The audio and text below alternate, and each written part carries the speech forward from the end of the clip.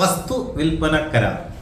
ഞാൻ എൻ്റെ ഓരോ വീഡിയോയും വഴി ഇത് കേൾക്കുന്നവരെ വാൺ ചെയ്തുകൊണ്ടിരിക്കുകയാണ്. കാരണം അങ്ങനെ ഒരു സമൂഹത്തിലാണ് നമ്മൾ ജീവിച്ചുകൊണ്ടിരിക്കുന്നത്. പറ്റിപ്പ്, വഞ്ചന, ചതി കണ്ട് ഒരു വക്കീലെന്നുള്ള എൻ്റെ പ്രൊഫഷനിൽ ഞാൻ കണ്ട് മടുത്തു. വഞ്ചന, ചതിവും അല്ലേ, പറ്റിപ്പ്. അതുകൊണ്ട് ഇത് കേൾക്കുന്നവർക്കെങ്കിലും അങ്ങനെ ഒരു ബുദ്ധിമുട്ടുണ്ടാകാതിരിക്കാൻ വേണ്ടിയിട്ടാണ് ഒരു വാണിംഗ് തന്നെയാണ്.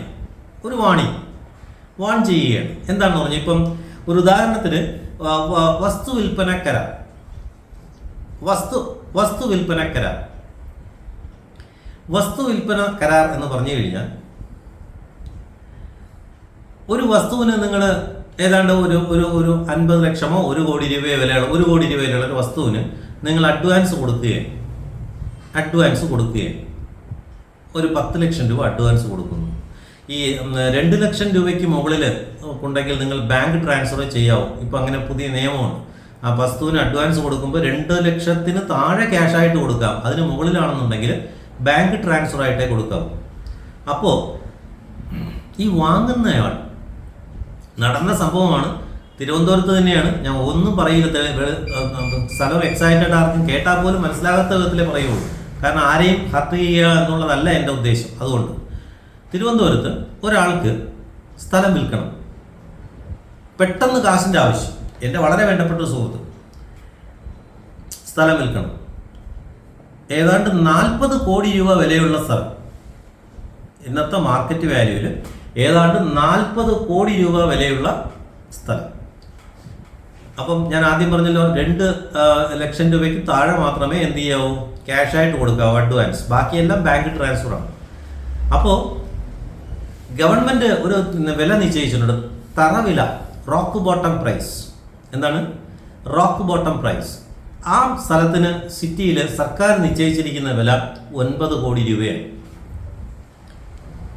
മാർക്കറ്റ് വാല്യൂ 40 കോടി, സർക്കാർ നിശ്ചയിച്ചിരിക്കുന്നത് 9 കോടി. ഇത്രയും മനസ്സിലായെങ്കിൽ അടുത്തത് പറയാം. 9 കോടി രൂപ മാർക്കറ്റ് വാല്യൂ. അപ്പോൾ വാങ്ങിയ ആൾ 9 കോടി രൂപ ബാങ്ക് ട്രാൻസ്ഫർ ചെയ്ത് കൊടുത്തു. സെയിൽ നോട്ട് എഴുതി അത് കൊണ്ടുപോയി രജിസ്റ്റർ ചെയ്തു. കേൾക്കുന്നുണ്ട്? അപ്പോൾ സെയിൽ ഡീഡാണല്ലോ ഈ രജിസ്റ്റർ ചെയ്യുന്ന. സബ് രജിസ്ട്രാർ ഓഫീസിൽ കൊണ്ടുപോയി രജിസ്റ്റർ ചെയ്യുന്നത് എന്താണ്? സെയിൽ ഡീഡാണ്. അപ്പോൾ കൊണ്ടുപോയി രജിസ്റ്റർ ചെയ്തു. അപ്പോൾ ബാക്കി പൈസ എവിടെയെന്ന് വിൽക്കുന്നയാൾ ചോദിച്ചപ്പോൾ വാങ്ങുന്നയാൾ പറഞ്ഞു, ഞാനിത് സെയിൽ ഡീഡ് ആയി എത്രയും പെട്ടെന്ന് ഞാൻ ഇതുകൊണ്ട് ബാങ്കിൽ വയ്ക്കുമ്പോൾ എനിക്ക് ബാക്കി ക്യാഷ് കിട്ടും. ഞാൻ ഇതേ സ്ഥലം തന്നെ ലോൺ വാങ്ങി, ലോൺ കിട്ടും. കാരണം മാർക്കറ്റ് വാല്യൂ ഇത്രയുള്ളതുകൊണ്ട് ഹെവി ലോൺ കിട്ടും. ഞാൻ ക്യാഷ് മറിച്ച് ഒറ്റ ആഴ്ച മതി എനിക്ക്. ഞാൻ ബാങ്ക് മാനേജറോടെല്ലാം പറഞ്ഞു വെച്ചിരിക്കുകയാണ്. അപ്പോൾ ഈ വിൽക്കുന്നയാൾ ഇതങ്ങ് വിശ്വസിച്ചു. ഇത്രയും മനസ്സിലായോ? 9 കോടി രൂപ മാർക്കറ്റ് വാല്യൂ ഉണ്ട്. അത് 9 കോടി രൂപ കൊടുത്തു. ക്യാഷ് ബാങ്ക് ട്രാൻസ്ഫർ ചെയ്തു. എവിഡൻസ് ആയി. അദ്ദേഹം സെയിൽ നോട്ട് എഴുതി കൊടുത്തു. ഇതുകൊണ്ട് സബ് രജിസ്ട്രാർ ഓഫീസിൽ രജിസ്റ്റർ ചെയ്തു. സ്ഥലം മറ്റേയാളുടെ പേർക്കായി. അപ്പം മറ്റേയാൾ വിൽക്കുന്നയാൾ, ഈ വാങ്ങുന്നയാൾ ബാക്കി ക്യാഷ് എത്ര രൂപയുണ്ട്? 31 കോടി. എപ്പോൾ കൊടുക്കും? ഈ സെയിൽ ഡീഡ് എഴുതി ഒപ്പിട്ട് രജിസ്റ്റർ കഴിഞ്ഞാൽ ഉടനെ ഇതുകൊണ്ട് ബാങ്കിൽ കൊണ്ടുവച്ച് വേറെ ലോൺ എടുത്ത് വേറെയും ക്യാഷെല്ലാം മറിച്ച് കൊടുക്കും. ഇത് അയാൾ വിശ്വസിച്ചിരിക്കുകയാണ്. രജിസ്ട്രേഷൻ കഴിഞ്ഞ് പെട്ടെന്ന് ഇയാൾ അങ്ങ് കാണാണ്ടായി. ഫോൺ വിളിക്കുമ്പോൾ എടുക്കുന്നുണ്ട്. ഞാൻ അർജൻറ്റായിട്ടൊരു ആവശ്യത്തിൻ്റെ യാത്രയിലാണ്.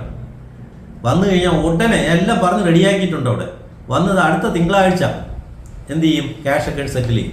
അടുത്ത തിങ്കളാഴ്ചയായി വന്നില്ല. അതിനടുത്ത തിങ്കളാഴ്ചയും ആയി. അങ്ങനെ തിങ്കളാഴ്ചകൾ ഒരുപാട് മറിഞ്ഞുപോയി, വന്നും പോയി. ഇനിയും തിങ്കളാഴ്ചകൾ വരും. അത് ഇയാൾ വരില്ല. ചുരുക്കി പറഞ്ഞാൽ മറ്റേ ആൾ ഉടനെ കേസ് കൊടുത്തു. എവിടെ ജയിക്കാനാണ്? ഞാൻ വിൽപ്പനക്കാരൻ്റെ സുഹൃത്തായിരുന്നു, പരിചയക്കാരനായിരുന്നു. അതായത് സ്ഥലം വിറ്റ ആൾ.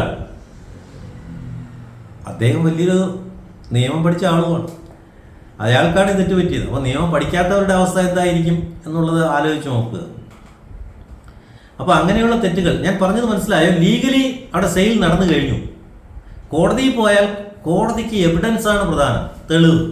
9 കോടി രൂപ വിലയുണ്ടല്ലോ മാർക്കറ്റ് വാല്യൂ. 9 കോടി തന്നു. എങ്ങനെ കൊടുത്തു? Transfer. Okay. Sale deed register ചെയ്തു. പോക്കൊരു ചെയ്തോ ഉണ്ട്. പട്ടയം കിട്ടി. ബാക്കി എവിടെ? അത് അയാൾ എനിക്ക് 9 കോടിക്കാണ് വിറ്റത്. കോടതിക്ക് ഇനി ബഹുമാനപ്പെട്ട കോടതി തന്നെ ഇത് നോക്കിക്കൊണ്ടിരിക്കുകയാണ്. ഈ ഡീൽ എന്ന് പറഞ്ഞാൽ പോലും തെളിവില്ലെങ്കിൽ ആ കോടതിക്ക് ഒന്നും ചെയ്യാൻ പറ്റൂല. ഇനി അഥവാ എന്തെങ്കിലും ചെയ്യണമെന്ന് വെച്ചോളൂ, കേസ് ഈ പ്രോപ്പർട്ടിയുടെയൊക്കെ ഇഷ്യൂ ചെയ്യുന്ന സിവിൽ കേസാണ്. എത്ര കൊല്ലം പോകും എന്ന് എനിക്ക് പറയാൻ പോലും ആർക്കും പറ്റില്ല.